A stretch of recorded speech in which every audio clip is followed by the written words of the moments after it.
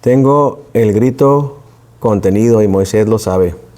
Grito reprimido de La poderosa máquina cementera de la Cruz Azul campeonó después de 23 años. ¿Cuánto, Moisés? 23 años, 5 meses. ¿Quiere las horas y los días y los minutos? A ver, las horas y los días, nomás las horas.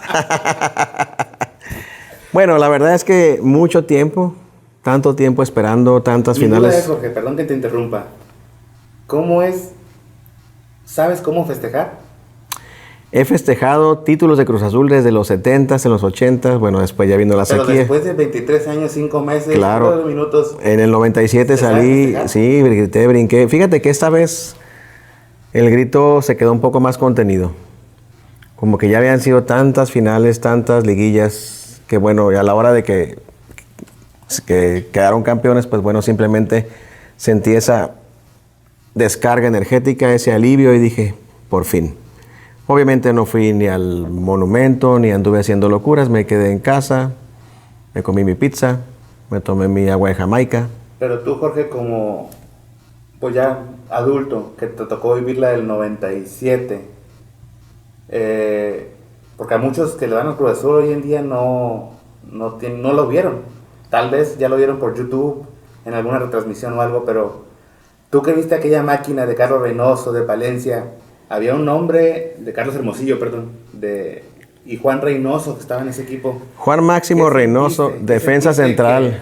Que un exjugador de aquella máquina campeona, la última gran máquina campeona del fútbol mexicano, había llegado al azul y haya hecho campeón al equipo con el que fue campeón en el fútbol mexicano. Debo decir que sentí mucha alegría, sentí mucho orgullo, pero también debo confesar que hace 5 meses tenía mucha desconfianza porque recordemos que Juan Máximo Reynoso era la opción 4 de los técnicos, ¿no? Sí.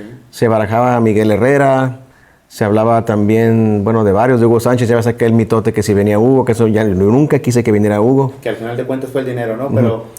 Pero fíjate. Pero queda comprobado una vez más que no necesitas un hombre rimbombante, un hombre multicampeón, porque al final de cuentas el de bajo perfil, entre comillas, hizo lo que muchísimos no pudieron y algunos que les pagaban, les daban la mitad de México por estar un año de contrato con el Cruz Azul, no pudieron. Fíjate, hay algo que decir acerca de Juan Máximo Reynoso y esto, aunque si no te gusta el fútbol, vale la pena que lo sepas, ¿no? Juan Reynoso llegó a jugar a Cruz Azul por allá en los 90s, creo que llegó primero a Necaxa, no me acuerdo si llegó a Necaxa, sí. Después se fue a Cruz Azul, pero él es peruano, un excelente defensa central, muy férreo, muy aguerrido, muy disciplinado, pero cuando él jugaba en Perú, en una ocasión se lesionó y no pudo viajar con su equipo a un torneo. Esa lesión le salvó la vida porque su equipo completo muere en un accidente aéreo. Entonces eso te habla más o menos del tipo de personalidad de lo que es Juan Reynoso, una persona resiliente, una persona que le ha tocado sufrir, le ha tocado ser incluso señalado, criticado, pues nadie pensábamos que fuera a ser realmente el héroe de este equipo, ¿no? Supo trabajar la parte mental, ojo, porque la parte mental, digo, yo no soy psicólogo del deporte, pero sabemos que en el deporte y en muchas cosas la mentalidad es, yo creo que el 50% de todo, ¿no? Entonces yo creo que Juan Máximo Reynoso supo justamente combinar la mentalidad con la técnica.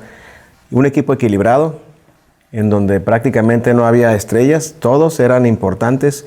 Eso logra lo que del fútbol sabemos que es la asociación. El fútbol es un deporte colectivo de asociación y creo que esto lo tuvo la máquina cementera de la Cruz Azul. Parece programa de deportes, pero bueno, sí, estamos muy contentos. Y ya por último, antes de comenzar el programa con el tema que igual y me imagino está relacionado, ¿qué opinión te merece el gesto de Reynoso de llevarle la medalla de campeón al Ojitos Mesa? El Ojitos Mesa fue uno de los más importantes técnicos de la máquina, nunca pudo quedar campeón. Pero recordemos que a Enrique Mesa le tocó ser suplente de Miguel Marín, ¿sí? Aquel arquero mítico, aquel arquero icónico del Cruz Azul, que bueno, de los mejores arqueros, si no es que el mejor que ha venido a México. Y ahí a Ojitos Mesa le tocó aprender de Raúl Cárdenas, de Nacho Treyes. Y por supuesto también le tocó ser un gran técnico, aunque no campeonó con Cruz Azul. Y Juan Reynoso, en honor a su maestro, que lo trajo a Cruz Azul y que después lo lleva, creo que fue a Puebla o otro equipo donde fue el profe Mesa técnico. Juan Reynoso fue su auxiliar. por supuesto que es un gesto de gratitud increíble, ¿no? Al padre en lo futbolístico se le honró y me parece un gesto de mucha gallardía, de mucho honor. Y bueno, enhorabuena, amigos cementeros, y si no del Cruz Azul, ni modo, lo siento. Algún defecto tenía yo que tener. Le voy al Cruz Azul desde que tengo 5 años y no me da vergüenza decirlo. Bueno, hablando ya del tema del día de hoy, vamos a platicar acerca del trastorno de ansiedad, de la crisis de ansiedad. El programa de hoy se llama Comprendiendo la Ansiedad. Tenemos pues mucho que hablar porque es un tema del cual hemos hablado ya o abordado ya de manera recurrente. Y quisiera empezar diciendo que no es lo mismo hablar de ansiedad como sentimiento, hablar de una crisis de ansiedad como una situación que llega de manera inesperada, inoportuna y que es muy complicado de manejar. O hablar de trastorno de ansiedad, que es cuando la ansiedad, ese sentimiento, se va haciendo crónico y va perdurando por un tiempo demasiado prolongado. Vamos a ir viendo poco a poco, pues, desmenuzando y entendiendo ese tema de la ansiedad. Diciendo, pues, la ansiedad es una emoción normal, algo que experimentamos, un sentimiento normal que experimentamos en momentos, por ejemplo, cuando vamos a presentar un examen, por ejemplo, el examen de manejo, cuando vamos a hacer tal vez algún viaje que sentimos ansiedad porque no sabemos cómo nos va a ir, cuando alguno de nuestros familiares va a ser, o nosotros mismos vamos a ser sometidos a alguna cirugía. Es normal y es pues esperado que tengamos ese sentimiento de ansiedad. Dice aquí la lámina, la ansiedad es una emoción o sentimiento normal que sirve como una señal a la que debemos de prestar atención para protegernos a nosotros mismos. La ansiedad nos alerta y nos lleva a adaptarnos, pero cuando nos sentimos agobiados o superados por la ansiedad, nos puede perjudicar en vez de ayudarnos. Esto, como con todos los sentimientos y las emociones, cuando la emoción se desborda, entonces, pues bueno, ya no es tan saludable y puede transformarse en algo patológico, como es el caso de la ansiedad. Bueno, vamos entonces primeramente ya hicimos la distinción de la crisis de ansiedad y del trastorno de ansiedad. La crisis de ansiedad, también conocida como ataque de pánico, es una experiencia muy incómoda, muy desagradable, una experiencia que llega de manera súbita e inesperada en la cual se experimenta un miedo intenso, una desesperación terrible, una sensación de que tal vez vamos a morir y una serie de síntomas físicos y cognitivos que, bueno, suelen desbordarnos y es muy complicado manejar. No sé si a alguno de ustedes les ha tocado manejar o sufrir, algún episodio de ansiedad. Yo recuerdo de crisis de ansiedad. Yo recuerdo cuando me operaron de la columna vertebral ahí en el 97, estaba hospitalizado aquí en el Hospital Almater y me suministraron un medicamento que no recuerdo para qué era, y dentro de las indicaciones o contraindicaciones de ese medicamento decía que podía provocar crisis de ansiedad. En ese momento empecé yo de manera súbita a sentir que me quería salir del cuerpo, empecé a sentir mucho miedo, una sensación de que estaba enloqueciendo, la respiración extremadamente agitada, sudoración, palpitación. Quería salir corriendo, obviamente no podía porque estaba con los aparatos pues después de la cirugía de columna, imagínense ustedes. Pero fue terrible, terrible. Y recuerdo que pues nadie sabía qué es lo que me estaba pasando, ¿no? Al final de cuentas, cuando le hablan al médico, él ya sabe lo que me pasa, me da un calmante, me relajan y me retiran el medicamento que me estaba provocando la famosa crisis de ansiedad. Ahora, hay personas que experimentan crisis de ansiedad de manera recurrente. Quisiéramos poder decir por qué o tratar de explicar de dónde surge todo esto. Y la verdad que en psicología o en psiquiatría, cuando hablamos de trastornos psicológicos o psiquiátricos, estamos hablando de trastornos porque, bueno, no necesariamente tenemos la certeza de la causa que está originando ese trastorno o ese cuadro. Y bueno, siempre en esos casos sabemos que hay una multicausalidad. Pueden ser, por ejemplo, factores hereditarios. Habrá personas que tal vez se den cuenta que su padre, su madre, su abuelo experimentaba crisis de pánico o de ansiedad. Pueden ser también factores contextuales que tengan que ver pues, precisamente con hechos como la pandemia, como crisis económicas, como situaciones del conflicto inesperado, guerras, terremotos, qué sé yo. Pueden ser también factores además de los contextuales y los genéticos, pues incluso de habilidades, que a lo mejor cosas que me faltan aprender, no sé regular bien mi estrés, mi ansiedad, y se va acumulando hasta que llega un momento en que exploto, ¿no? Al final de cuentas, siempre en la psicoterapia tratamos de explorar cuáles son las causas para de alguna forma tratar de entenderla y tratar de diseñar herramientas o estrategias que nos sirvan para manejar esta crisis pues, de ansiedad o de pánico. Síntomas físicos que se presentan, pues bueno, ya lo dijimos, como dice la lámina: palpitaciones intensas, sensación de ahogo, sudoración intensa, respiración acelerada, deseos de salir corriendo, entre otros. No son los más comunes, al menos los que más relatan los pacientes que sufren crisis de ansiedad o de pánico. Los síntomas cognitivos, es decir, lo que pasa en nuestra mente, pues precisamente ideas catastróficas, que esto es terrible, que me va a pasar algo muy malo, que voy a enloquecer, que esto me va a llevar a la muerte, que pues no sé, a lo mejor es algo demasiado grave, que esto no se me va a quitar, que ya me voy a quedar instalado para siempre. Y no es así, ¿no? ¿Qué es lo primero que tenemos que hacer cuando estamos experimentando una crisis de ansiedad, un ataque de pánico? Si te pasa, obviamente es importante que sepas esto. Primeramente, tomar conciencia de que es una crisis de ansiedad. Esto puede parecer muy simple y muy sencillo, pero cuando estamos en ese momento experimentando, pasa todo lo contrario. Pasa que pensamos que nos vamos a volver locos, pensamos que esto va a durar para siempre, pensamos que tal vez nos vamos a morir.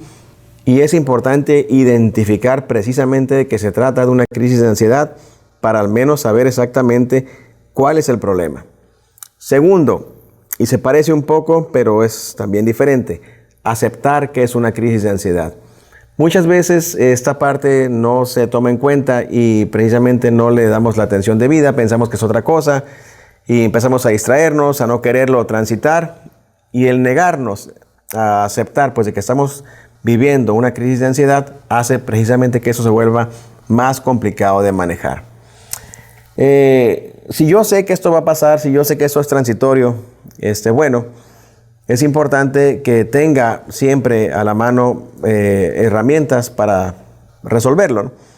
Algo que podemos hacer es trabajar un poco con la respiración.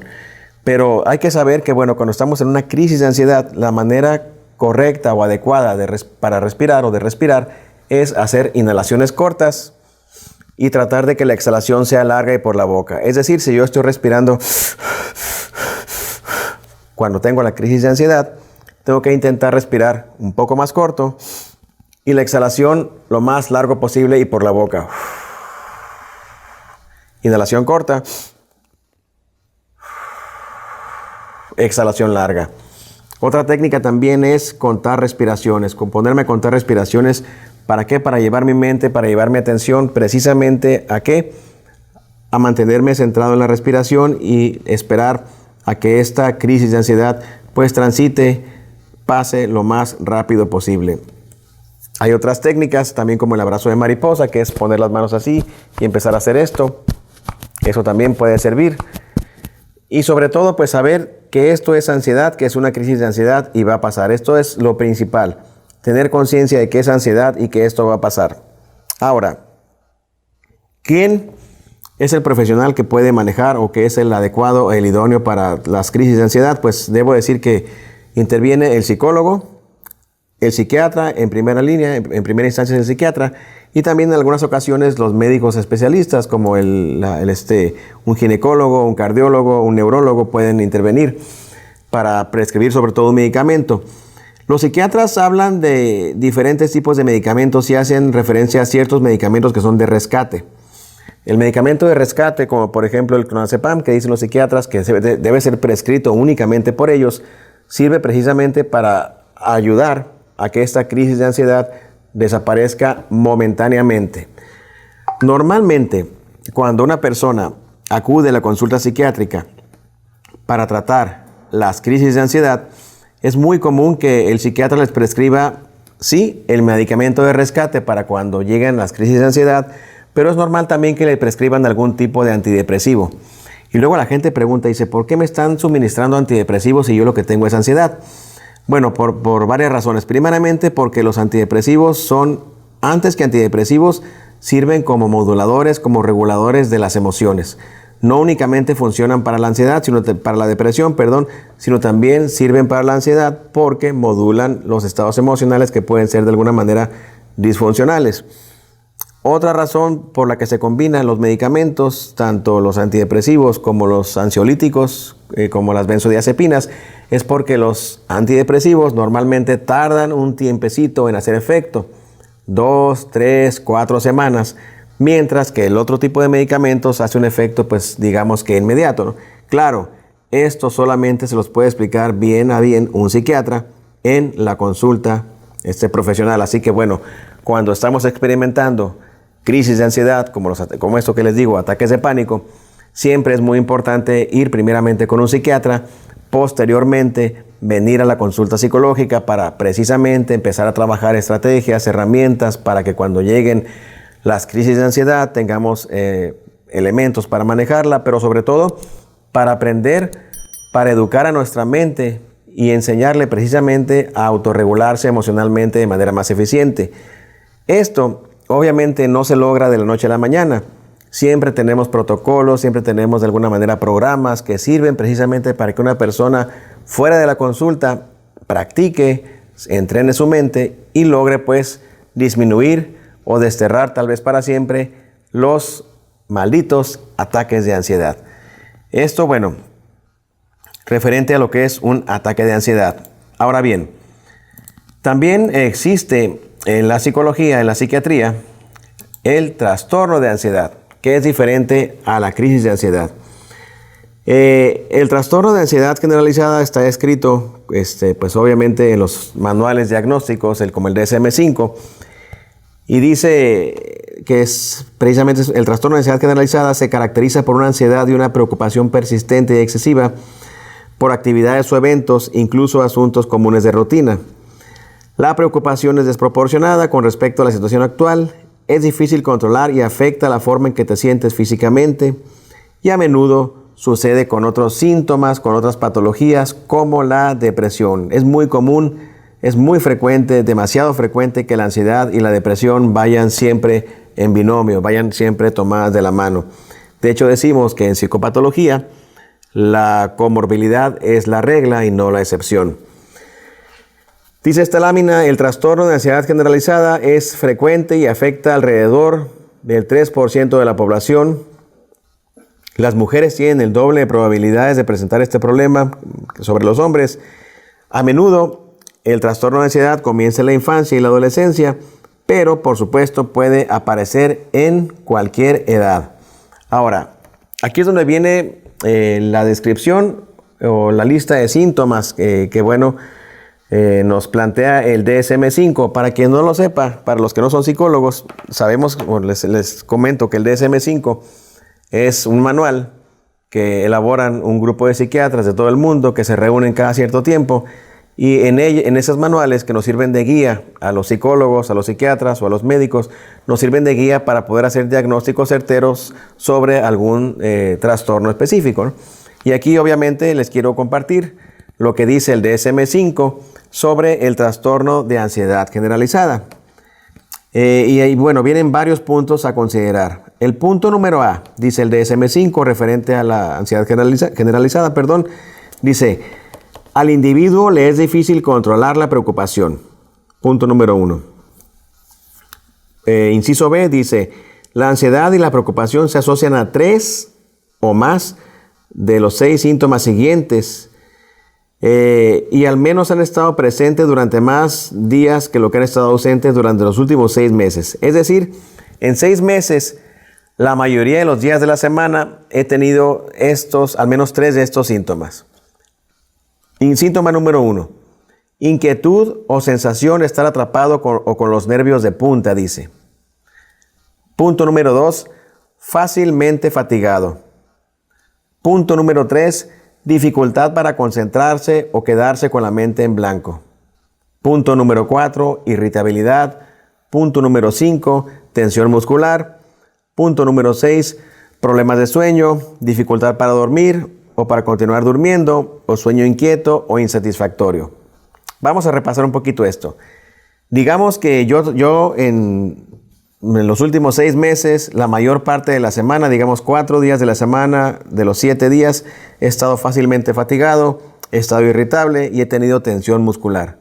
Es muy probable que tenga trastorno de ansiedad. Sería cuestión de ir con un psicólogo, con un psiquiatra, hacer una valoración y pues bueno, de alguna manera en la entrevista podemos con estos criterios tratar de saber o indagar o esclarecer si estamos ante un trastorno de ansiedad generalizada. Obviamente hay más cosas que considerar, tenemos que hacer la entrevista, tenemos a veces que aplicar psicometría para saber pues si estamos ante un trastorno de ansiedad generalizada. Siguiendo con las reglas o con las pautas del DSM-5, vamos al punto número C. Dice, la ansiedad, la preocupación o los síntomas físicos causan malestar clínicamente significativo o deterioro en lo social, laboral u otras áreas del funcionamiento. O sea, además de lo que ya dije, estos síntomas deben de causar pues ese deterioro significativo en esas áreas, laboral, social u otras áreas de mi funcionamiento. Digamos que no puedo ir a trabajar porque estoy con la fatiga, con lo que ya les comenté, pues entonces habría que ver también esto, considerarlo. Inciso D dice, la alteración no se puede atribuir a los efectos fisiológicos de una sustancia, por ejemplo, drogas, medicamentos, ni alguna otra afección médica. Es decir, por ejemplo, si hay una enfermedad que me esté desencadenando crisis de ansiedad, pues bueno, entonces habría que atender la enfermedad porque está produciendo también crisis de ansiedad, no que la ansiedad sea la causa principal, sino que hay que atender la ansiedad. Por eso también es muy importante acudir a la consulta médica. Tampoco podríamos decir que si una persona está consumiendo a lo mejor, no sé, tabaco o alcohol y le está produciendo ansiedad, pues bueno, la causa es, o el problema es la sustancia, no tanto la ansiedad en sí.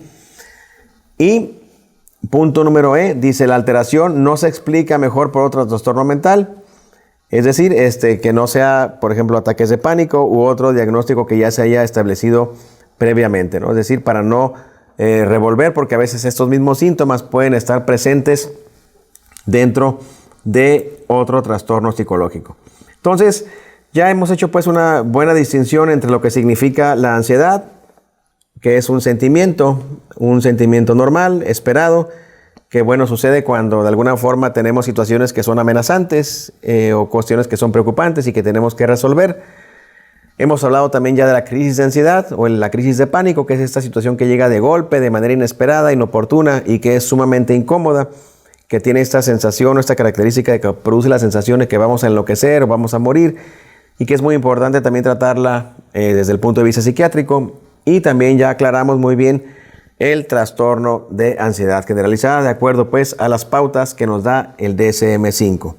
Ahora bien, obviamente en un mundo tan complejo, en un mundo tan hostil como el nuestro, en un mundo tan tecnificado, donde la información va y viene, donde la vida corre demasiado deprisa, donde poco tiempo tenemos de pausar, de entrar en estados de calma, es muy importante el cultivo de buenos hábitos mentales.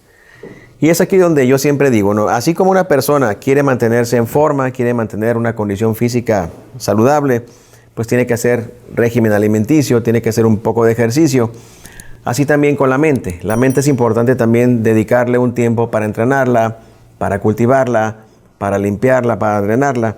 Y precisamente, bueno, ya hemos hablado en otras ocasiones de que una de las herramientas más importantes para manejar estados de ansiedad, para disminuirlos, para no caer en estados de ansiedad, es la práctica de la atención plena o mindfulness.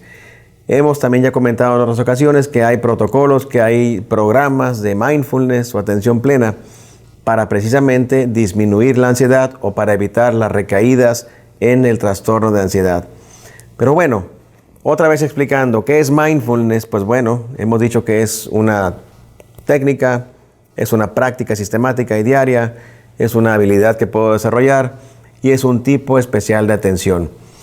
Mindfulness como tal, como definición, decimos que es la atención sostenida, la atención no valorativa sobre la experiencia presente, sin juzgar, sin evaluar y sin reaccionar ante ella. Algo muy simple de decir, pero muy complejo de llevar a la práctica. Si nosotros queremos de alguna manera empezar a construir hábitos mentales saludables, podemos empezar a practicar mindfulness. Aquí en el canal de YouTube, aquí vamos a dejar el link aquí abajito, o en la página de Facebook vamos a poner también el link aquí abajito, tenemos un programa que se llama Aprende a meditar en contacto emocional. Es un programa de 8 semanas. No tienes que pagar absolutamente nada. Ahí están las meditaciones. Es un programa que de seguirlo, pues bueno, vas a darte cuenta que vas a disminuir muchísimo tus niveles de ansiedad. Esto no quiere decir que si hay algún trastorno o alguna crisis de pánico, no quiere decir que debas de evitar la consulta al psicólogo o al psiquiatra. Pero quiere decir que la práctica de estas meditaciones te van a servir muchísimo para mantener esos buenos hábitos mentales, para disminuir tus niveles de estrés y de ansiedad. ¿Cómo usar este programa? Pues bueno, ahí dice, lección 1, lección 2, de la 1 a la 8. Cada lección la vas a practicar durante una semana. Es decir, la lección 1 empiezas, por ejemplo, el lunes y sigues lunes, martes, así hasta el domingo. La haces durante lo que dura el audio, que son 10, 12 minutos. La semana siguiente cambias a la lección 2 y así subsecuentemente hasta llegar a la lección 8. Después de 8 semanas, pues ya te darás cuenta que tus niveles de ansiedad, de estrés, habrán disminuido de manera considerable. Es un protocolo que pues, no lo inventé yo, simplemente lo estructuré. Es un protocolo ya bastante probado, lo estructuré, lo grabé y lo puse a tu servicio, a tu disposición, precisamente para que tengamos todos la oportunidad de construir adecuados, saludables hábitos mentales. En una época, bueno, donde el COVID nos ha golpeado, nos ha lastimado, no únicamente en la salud física, sino también en las pérdidas de gente, de seres humanos que han sido muy queridos por nosotros, que se nos han ido por la enfermedad, la economía, el no ir a la escuela, el no poder abrazarnos, el no poder contactar con el otro. Bueno, también eso genera y produce muchísimos niveles de ansiedad. Así que bueno, espero que esta herramienta que hemos hecho con mucho cariño para ti que nos estás viendo aquí en Contacto Emocional, espero que esta herramienta te sea de gran utilidad. Y pues bueno, está a tu disposición y pues solo me queda agradecerte el favor de tu atención y decirte que pues bueno, hemos llegado al final de este espacio. Te recuerdo, los datos de contacto son el correo que es jorge@contactoemocional.net, teléfono consultorio 552-5200, WhatsApp 686-221-8623. Aquí en Facebook puedes darle un like para que nos sigas siempre, o también si estás viéndonos por YouTube, pues ponerle ahí la campanita. ¿Cómo se le pone, Moisés? Sí, pues la campanita de notificación. Le pones suscribirte y luego le activas la campana de notificaciones. Ajá, suscribirse, activar la campanita de notificaciones. Así mero, ¿ah? Para que siempre estén actualizados de los contenidos que se suben. Para que siempre estés actualizado por todo lo que se sube. Y pues bueno, no me queda más que decirte muchísimas gracias. Nos vemos en el próximo espacio, porque esto fue Contacto Emocional y arriba el Cruz Azul.